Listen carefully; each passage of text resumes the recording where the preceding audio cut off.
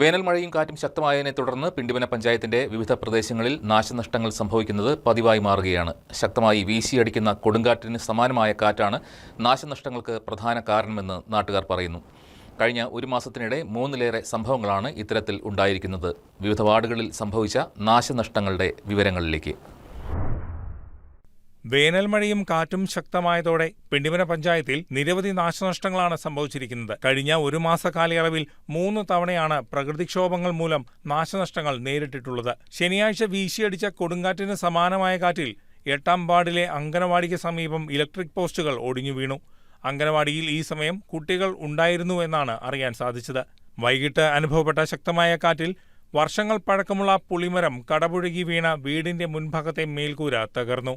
അമ്പലപ്പടി ചാമക്കാലയിൽ വേലായുധന്റെ വീടിന്റെ മുകളിലേക്കാണ് വൻമരം കടപുഴകി വീണത്.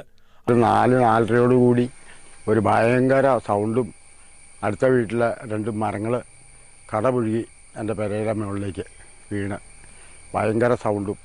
ഞാൻ പേടിച്ച് വിറച്ച് മുമ്പത്തേക്കടെ ഓടാണ്ട് പുറവശത്തേക്ക് ഓടി രക്ഷപ്പെടുമായിരുന്നു. ആ മരങ്ങൾ വീണിട്ട് പെരയുടെ മൊത്തം പോയി.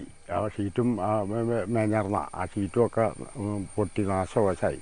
അപകടം തലനാരിഴയ്ക്കാണ് ഇവിടെയും ഒഴിവായത്. അടുത്തടുത്ത ദിവസങ്ങളിൽ സംഭവിക്കുന്ന പ്രകൃതിക്ഷോഭങ്ങളിൽ ഭീമമായ സാമ്പത്തിക നഷ്ടം ഉണ്ടായിട്ടുള്ളതായി പഞ്ചായത്ത് അംഗവും ജനപ്രതിനിധിയുമായ PA ഷൗക്കത്ത് അലി വ്യക്തമാക്കി. ഈ വർഷത്തെ വേനൽ മഴയോടനുബന്ധിച്ച് ഈ ഏപ്രിൽ മാസത്തിൽ തന്നെ 2 തവണ പിണ്ടിവന പഞ്ചായത്തിലും അതുപോലെ കോതമംഗലം താലൂക്കിലും പല സ്ഥലങ്ങളിലും കാറ്റ് വീശുകയും വളരെ നാശനഷ്ടം ഉണ്ടാവുകയും ചെയ്തിട്ടുണ്ട്. അതിൻ്റെ ഭാഗമായി ഈ പിണ്ടിവന ഗ്രാമപഞ്ചായത്തിൻ്റെ 8ാം വാർഡിൽ 2 പ്രാവശ്യം ഏപ്രിൽ മാസത്തിൽ തന്നെ കാറ്റ് അതിശക്തമായി വീശുകയും പല വീടുകളിലേക്കും മരങ്ങൾ ഒടിഞ്ഞാടുകയും അതുപോലെ പോസ്റ്റുകൾ ഒക്കെ കടപുഴകി വീഴുകയൊക്കെ ചെയ്തിട്ടുണ്ട്.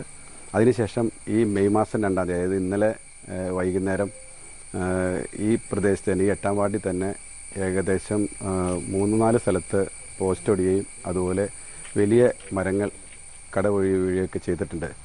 അതുപോലെ ഈ വാർഡിലെ അംഗൻവാടിയുടെ പരിസരത്ത് 2 പോസ്റ്റാണ് ഒടിഞ്ഞത്. വലിയ ഭാഗ്യം കൊണ്ടാണ് അവിടുത്തെ അധ്യാപികയും കുട്ടികളൊക്കെ രക്ഷപ്പെട്ടത്. കാരണം ഒരു 3:30-ക്ക് അംഗൻവാടി വിടും, 4:30-ക്ക് ശേഷമാണ് ഈ കാറ്റ് വീശിയത് ഈ പോസ്റ്റൊക്കെ ഒടിഞ്ഞത്. അല്ലെങ്കിൽ വലിയൊരു അപകടം ഉണ്ടാകുന്നൊരു സാഹചര്യം ഉണ്ടായേനെ.